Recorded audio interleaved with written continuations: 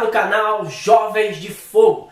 Tema de hoje, a força do testemunho. Quero continuar aí ajudando você em suas pregações. Então eu quero compartilhar um texto que está em Atos dos Apóstolos, no capítulo 1, no versículo 8. Mas descerá sobre vós o Espírito Santo e vos dará força, e sereis minhas testemunhas em Jerusalém, em toda a Judéia e Samaria e até os confins do mundo. Mas descerá sobre vós o Espírito Santo e vos dará força e sereis minhas testemunhas. Então existem duas formas de você dar testemunho do nome de Jesus Cristo. Primeiro, é com a sua vida.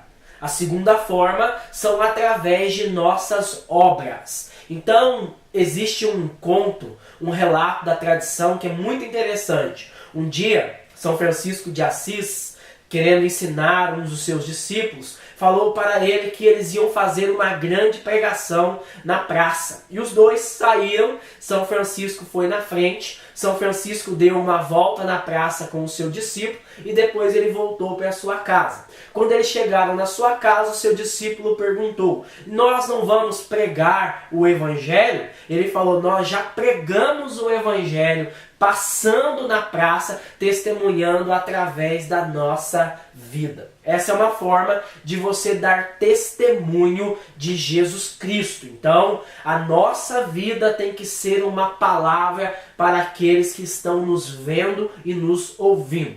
Uma segunda forma de você dar testemunho de Cristo é através das obras. Então, nós podemos, através da nossa pregação, através dos nossos atos, das nossas atitudes, relatar às pessoas a experiência de salvação pessoal que nós tivemos um dia com Jesus Cristo. Todo aquele que é batizado no Espírito Santo, ele faz uma experiência pessoal de salvação com a pessoa de Jesus Cristo. Então vai acontecer na nossa vida um antes e um depois de Jesus Cristo. Nós somos chamados a relatar, a contar as maravilhas que Jesus operou na nossa vida. Aonde Jesus Cristo me tirou e aonde Ele me colocou hoje em minha vida.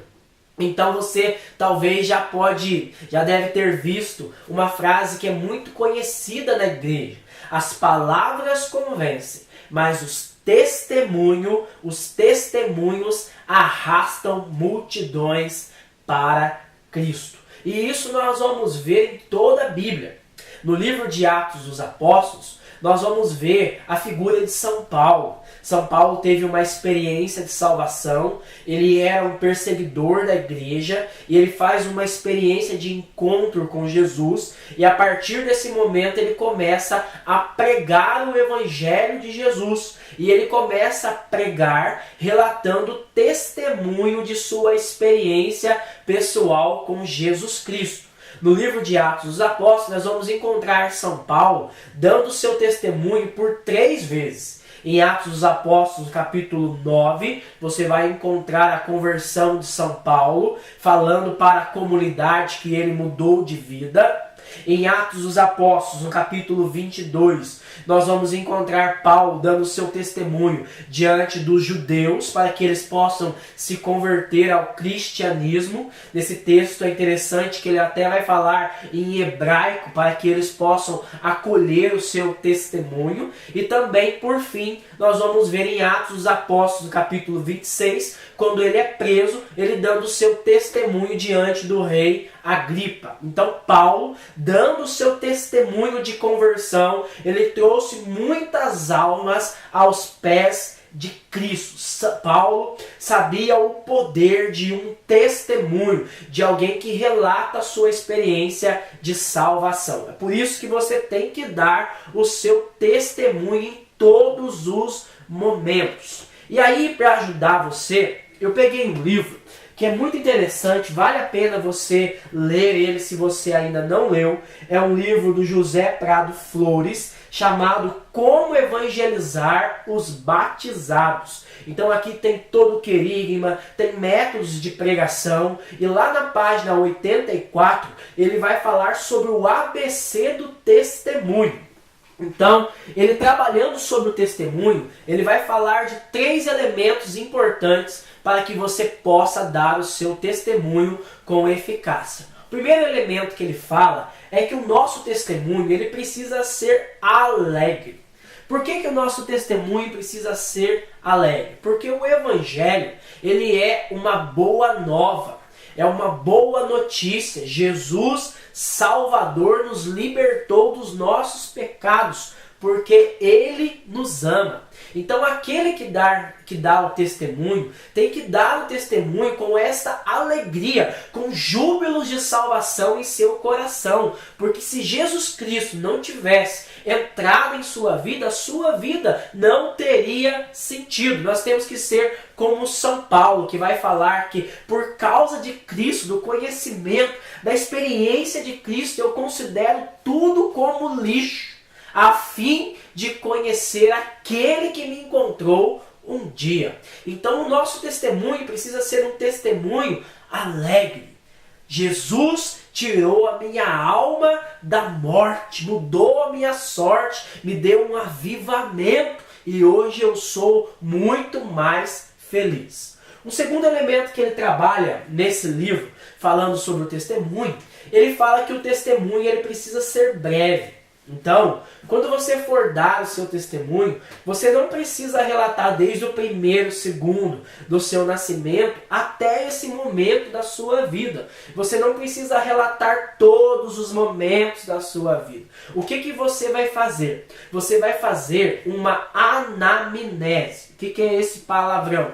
Você vai fazer uma releitura da experiência que você teve de salvação com Jesus Cristo. Então você vai olhar algumas situações de pecado, suas consequências em sua vida e relatar como Jesus Cristo te resgatou desta situação. E aquilo que você agora está vivendo com Ele no dia a dia. Então, se você for dar o seu testemunho, e você perceber que tem algum fato da sua vida que vai constranger as pessoas ou que vai prejudicar a vida de alguém que participou com você em alguma situação da sua vida, você não deve relatar esses pontos, mas você deve relatar aquilo que Jesus realizou em sua vida.